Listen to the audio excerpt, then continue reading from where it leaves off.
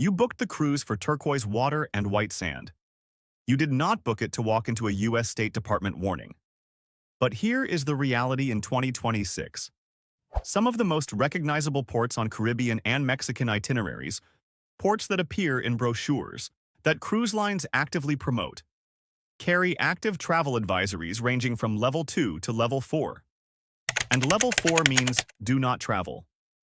Not be careful. Not exercise caution. Do not go. The cruise line will not always tell you this before you dock. They will not play an announcement over the PA explaining that the city outside the port gates has a kidnapping problem. That information exists. It just requires you to go looking for it. On Cruise Compendium, we have gone looking. We have reviewed the current U.S. State Department advisories, spoken to recent passengers and crew, and ranked 7 ports, from risky to the most serious warning level that exists, along with exactly how to handle each one if it appears on your itinerary. This is not here to frighten you away from cruising. Cruising remains one of the safest ways to travel in the world. This is here to make sure you are one of the passengers who knows what they are stepping into before they step off the gangway. Let's start at the top. Number 7 on our list, and the most commonly underestimated port we cover today. Nassau, Bahamas. Nassau carries a Level 2 U.S. State Department advisory. Exercise increased caution. And the danger here is not the advisory level itself. The danger is complacency. Nassau is the most visited cruise port in the Caribbean. Millions of passengers dock here every year. The familiarity breeds a particular kind of dropped guard. People assume that because everyone goes to Nassau, it must be straightforward. That assumption is where problems start. Petty theft is common in tourist areas. Scams targeting cruise passengers are well documented. The U.S. Embassy has issued specific warnings about assaults near the fish fry area and on certain isolated beaches. Unregulated jet ski and water sports operators have been involved in incidents that have ended badly for tourists who didn't ask the right questions before getting on. Nassau is manageable and enjoyable for the prepared traveler. Keep your wallet in a front pocket. Leave jewelry in the cabin safe. Skip the unlicensed jet ski operators entirely. Stay in well-lit, well-populated areas and treat it as you would any unfamiliar city, with awareness, not paranoia. Nassau is not Florida. Treat it differently and you will have a fine day. Security infrastructure is visible and intentional. It exists for a reason. Belize City as a whole sits at a Level 2 advisory, but the U.S. State Department specifically and explicitly advises U.S. citizens to avoid traveling into Belize City itself, the urban area beyond the port gates. Gang activity in the southern districts of the city is serious and documented.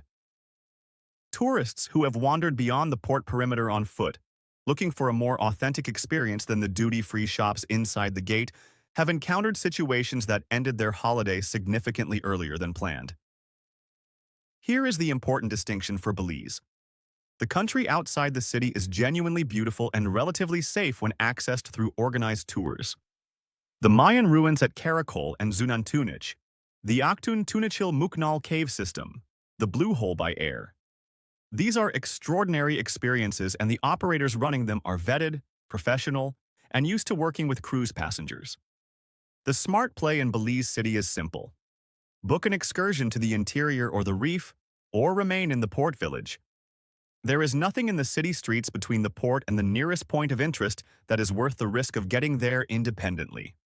The crew who work these ships know this. Many of them do not leave the port in Belize City. That is a useful data point. Number 5. Montego Bay, Jamaica. Jamaica sits at a Level 3 U.S. State Department advisory. Reconsider travel. And within Jamaica, certain parishes carry a Level 4 designation, including areas that are geographically close to cruise port zones. The issue in Jamaica is not a single specific threat.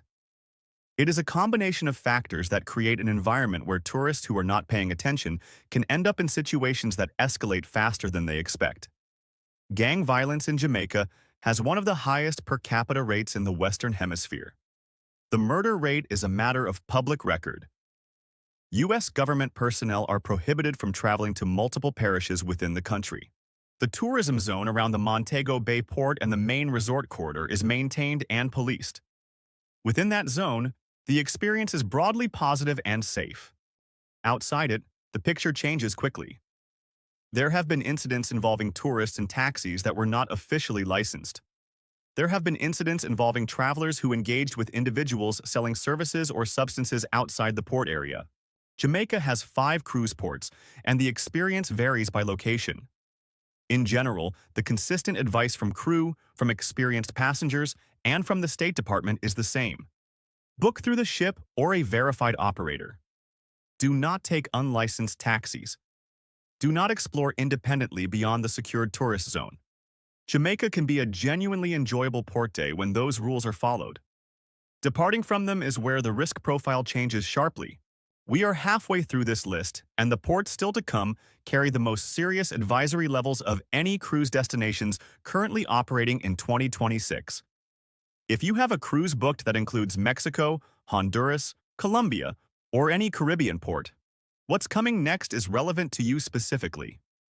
Hit subscribe before we continue.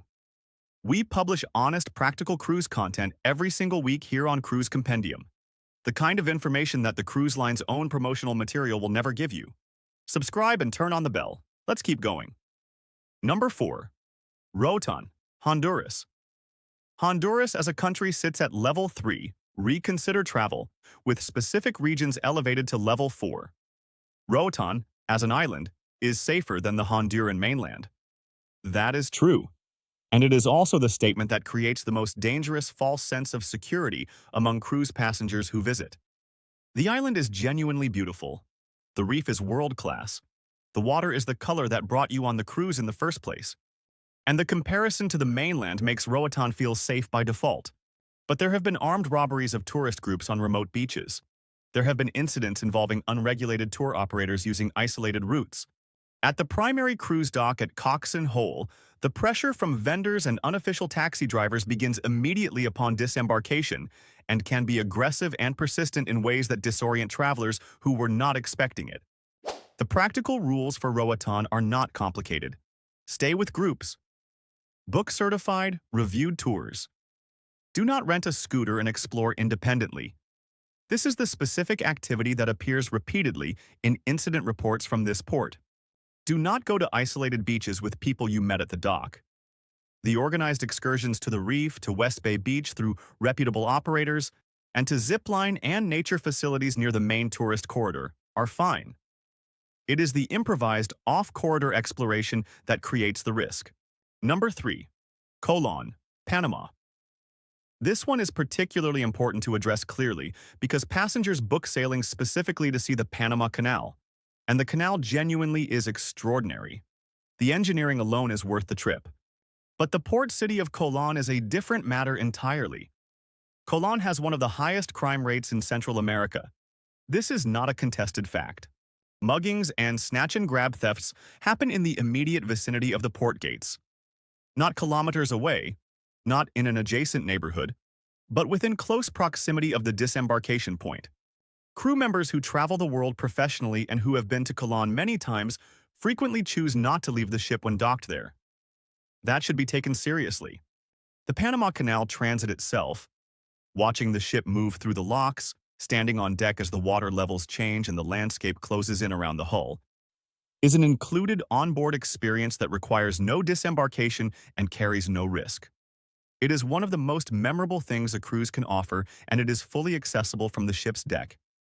If you want to see the Canal Visitor Center or take a proper excursion to the Miraflores locks, book it through the ship and go with the group.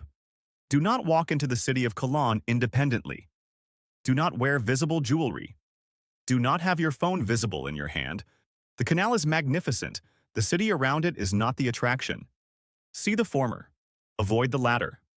We've put together a full 2026 port safety guide on the Cruise Compendium website.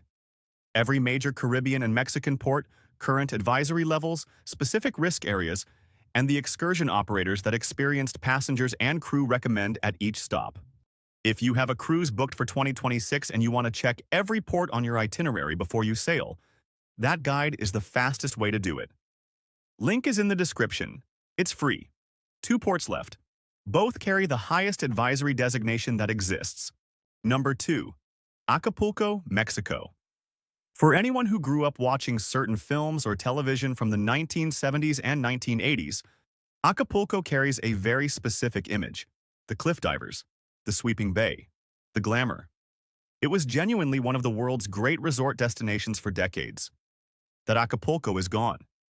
Acapulco sits within the Mexican state of Guerrero, which the U.S. State Department designates at Level 4, do not travel, due to crime and kidnapping. Cartel activity in Guerrero is among the most severe in Mexico. The homicide rate in Acapulco itself has, in various years over the past decade, been among the highest of any city in the world. This is documented, consistent, and not improving in a meaningful way as of 2026. Some cruise lines still dock at Acapulco. The port and the immediate tourist corridor are maintained and policed at a standard that makes the area look manageable. That appearance is real within its boundaries. 2 blocks outside those boundaries, the situation is different in ways that are not visible from the port. If Acapulco is on your itinerary, you have 2 options. Book a ship-sponsored excursion that remains within the vetted tourist zone, or stay on board. This is genuinely one of those ports where an empty ship day, the pool to yourself, quieter bars, a peaceful afternoon at sea, is not the consolation prize. It is the smart choice. Independent exploration in Acapulco in 2026 is not a calculated risk. It is an unnecessary one. Number 1. And this is not just a warning. In many ways, it is a closure in everything but name. Labadee, Haiti. Royal Caribbean's private peninsula on the northern coast of Haiti has, for years, been marketed as a secured paradise. Zip lines, private beaches, well-staffed facilities, a fence and a security perimeter that separated the resort from everything outside it. Within that perimeter, the experience was exactly what the marketing promised. The problem is what has happened outside the fence. Haiti as a country carries a Level 4 U.S. State Department designation, do not travel, due to kidnapping, gang violence, and civil unrest. That designation covers the entire country. By late 2024 and throughout 2025, the situation deteriorated to a point where the fiction of Labadee as an isolated bubble became increasingly difficult to sustain operationally. Gang activity in northern Haiti, the region around Labadee, has intensified. Cruise lines have faced decisions about liability and insurance that a private security perimeter cannot fully resolve when the surrounding environment reaches a certain level of instability. The practical consequence for passengers is this: if you see Labadee on a 2026 itinerary, do not plan around it as a confirmed stop. Sailings to Labadee have been canceled, rerouted, and substituted with sea days with increasing frequency. The cruise line reserves the right to make that call at any point, including after you have sailed. It is not a port you can currently rely on. And beyond the operational uncertainty, Haiti deserves to be understood honestly. The country is experiencing a genuine humanitarian crisis. What passengers see at Labadee, when it does operate, is a controlled experience that bears no resemblance to the reality of life in Haiti in 2026. That context does not ruin the beach, but it is worth holding. 7 ports. 1 list. And the honest takeaway is not that cruising is dangerous, because it isn't. The ships themselves are extraordinarily safe environments. The structure of a cruise, traveling with thousands of people, returning to the ship each evening, having an established operator managing the logistics, is one of the most protective travel formats available. The risk exists in a specific window: the hours between leaving the ship and returning to it. In unfamiliar places with unfamiliar dynamics, and in some cases, very real and documented threats. The passengers who navigate that window well are not the ones who avoid every port. They are the ones who researched before they boarded, who knew what the advisory level was before they walked down the gangway, who booked appropriately, stayed aware, and did not let the holiday atmosphere override the judgment they would apply anywhere else in the world. Know your ports. Check the advisories before you sail. Book smart. And when the honest answer is to stay on the ship, stay on the ship. That is not a wasted day. That is a good decision. If this gave you information you didn't have before, please give this video a like. It genuinely helps other cruisers find it before they board, and that's exactly why we made it. Drop your experience in the comments. Which port surprised you most on this list? Have you been to any of these and found it better or worse than we described? We read every comment, and the information our viewers share there is some of the most useful on the channel. Subscribe to Cruise Compendium for a new honest guide every single week. Safe sailing and travel smart.